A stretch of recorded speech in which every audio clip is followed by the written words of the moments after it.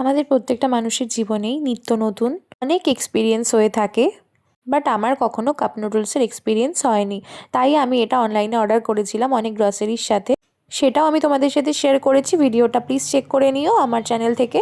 তো চলো শেয়ার করি তোমাদেরকে কি করে আমি কাপ নুডলসটা তৈরি করলাম। আমার তো এটা ফার্স্ট টাইম। তো দেখো, আমি প্রথমে একটা চিকেন ক্রাঞ্চ কাপ নুডলস ট্রাই করেছিলাম। তো আমি 1 কাপ গরম জলে পুরো ভিজিয়ে দিয়েছিলাম এটা। 5 মিনিট ওয়েট করার পর এটার পরিস্থিতি ছিল ড্রাই থেকে ঠিক এরকম, একদম ম্যাগি প্রিপেয়ার করলে যেরকম হয় সেরকমই। এটার মধ্যে তো অনেক ভেজিটেবলস ছিল, চিকেন ছিল।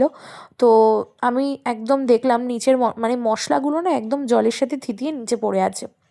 যাই হোক, আমি সেগুলো তোলার চেষ্টা করছিলাম। একটা অর্গ্যানিক স্মেল ছিল, সেটা আমার খুব একটা ভালো লাগেনি। তা বলে যথেষ্ট সুবিধার সম্পন্ন একটা প্যাকেজিং ফুড, তো খুব একটা খারাপ বলবো না।